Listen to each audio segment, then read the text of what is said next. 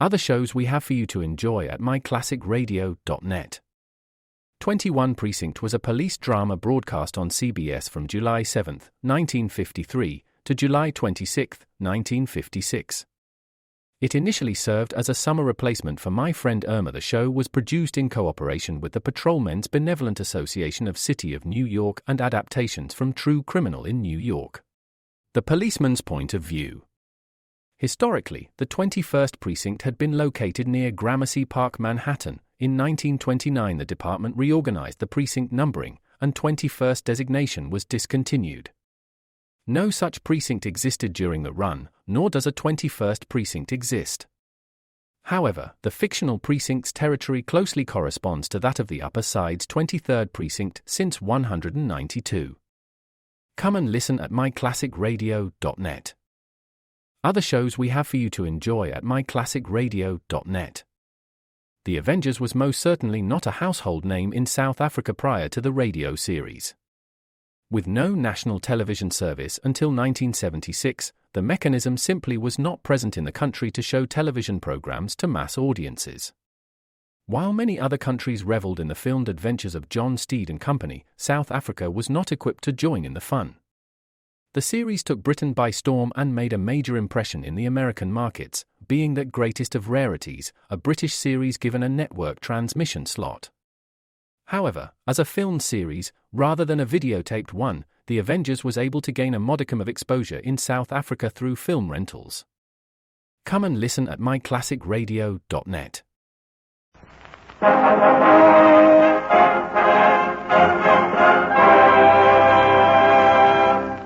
Afloat with Henry Morgan.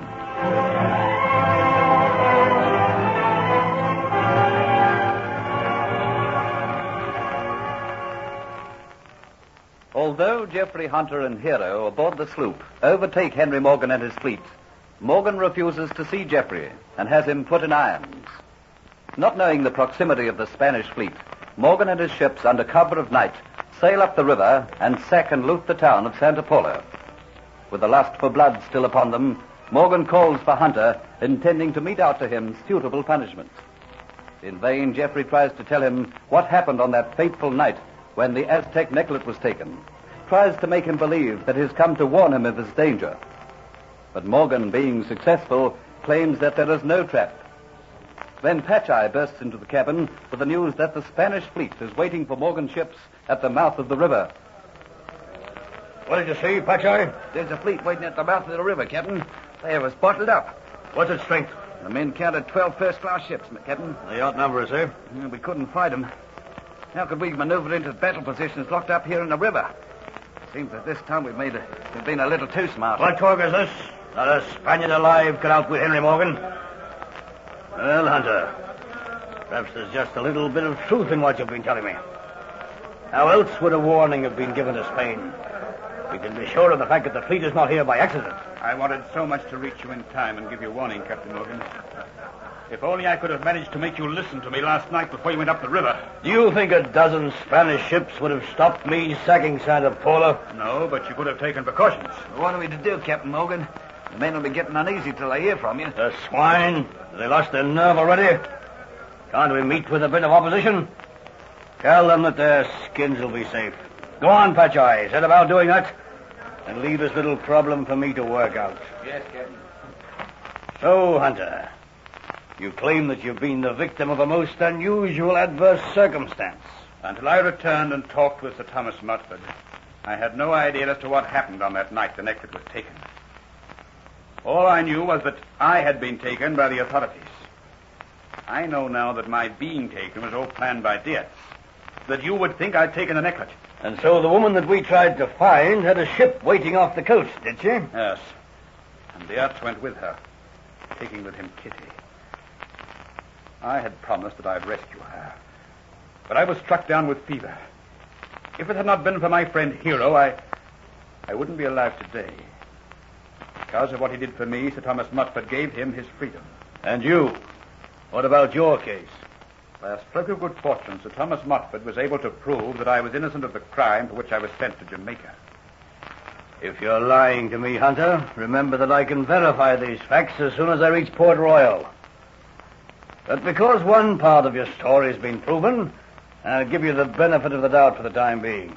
Patcheye! Come here! Yes, Captain. Have the irons taken off these two men. It seems that perhaps we've been unjust, too hasty in our accusations. You know, Hunter, I couldn't understand how it was that Spanish woman and Kitty appeared to go off with you. At the time that Kitty disappeared, the Spanish woman didn't know that she too would have to vanish. It was supposed to appear that I had gone off with Kitty alone. Yes. Well, it's starting to make sense.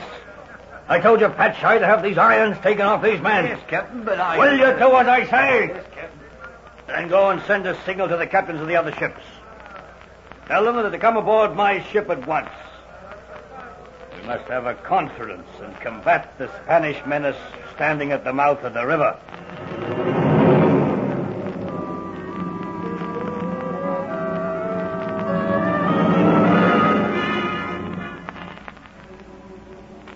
You sent for me, Captain Morgan. Yes, Hunter. You're looking tired. Who wouldn't be tired?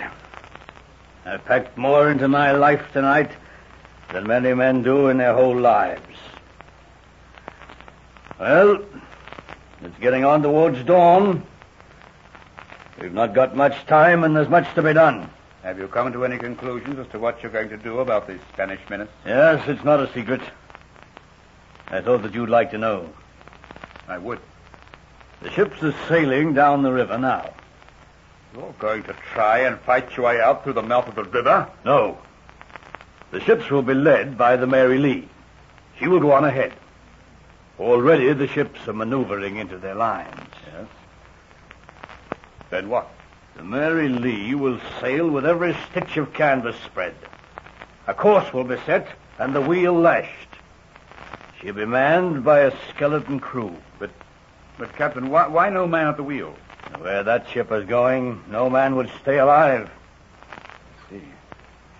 And what about the small crew aboard her? When everything is ready and the fuse is lit, they'll be away in a small boat. Fuse is lit? Yes. I'm sending the Mary Lee on her last trip. She's going to sail right into the guns of the Spanish fleet. Aboard the Mary Lee, there is enough gunpowder to blow Havana sky high. It will be so timed that when she reaches the Spanish fleet, she'll blow. And then, Hunter, then we'll watch the Spaniards who can get away scurrying for their very lives. You ever seen a fleet in confusion? No. Well, it's a sight worth seeing. But it must be done in the gray light of dawn, when the light is confusing. When the Mary Lee blows up, it will lift some of those Spanish ships out of the water. The others it will set on fire. I don't think there'll be many in any fit state to give chase.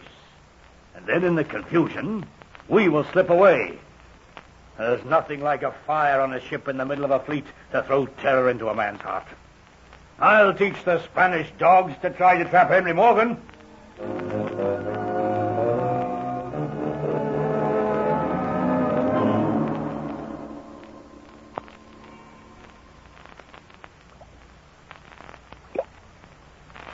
Look there, Captain. The Mary Lee is drawing well away from us now, Captain. Aye, that she is, Hunter. She looks a picture in this gray dawn. I hate to see her going to a destruction, but I've no choice. When will the few men aboard her leave? Well, they have to judge the time the ship will take to reach the Spanish fleet and light the fuse accordingly, then get off. Look at those Spanish ships out there.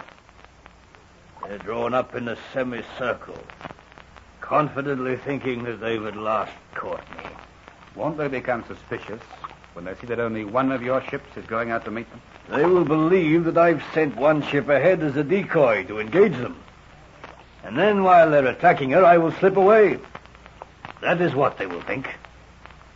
Now look there. Two of the Spanish ships are moving out of line.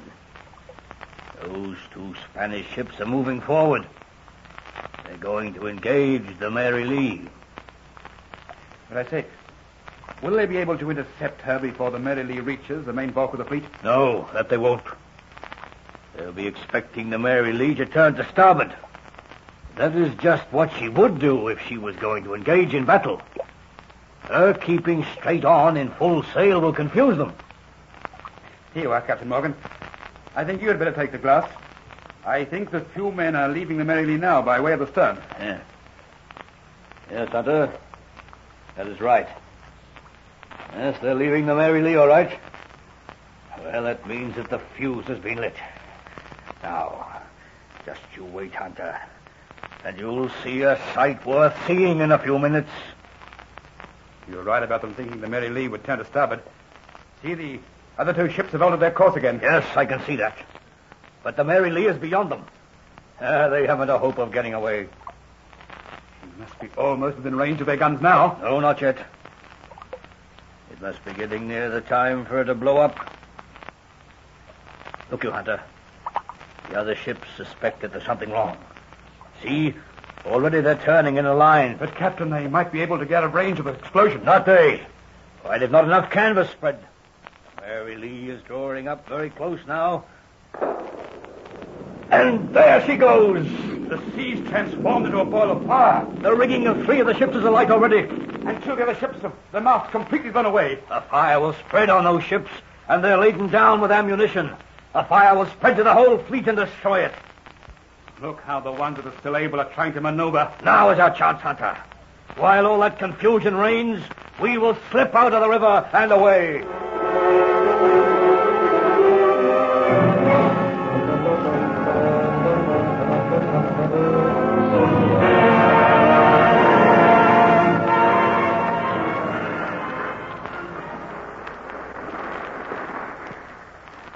Well, Hunter, but for my small fleet, the sea is empty.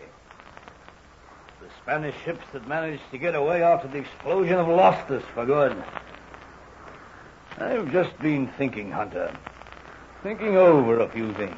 You will find upon arrival in Port Royal, Captain Morgan, that everything I have told you is the truth. If what you say is true, then I have a job for you. What is it? Last night at Santa Paula, I had to use rather strong methods to make the mayor of the town divulge where his treasure was kept. Under heavy torture, he gave me much more information than I required. Willingly, most willingly. But he couldn't supply me with the details. And that is what I want you to do, Hunter. What could I do? I once heard you tell me, Hunter, that you were able to speak Spanish. The information that I require is to be found in Havana, in Cuba. I am wanting you, Hunter, to go there and get it for me, as my spy.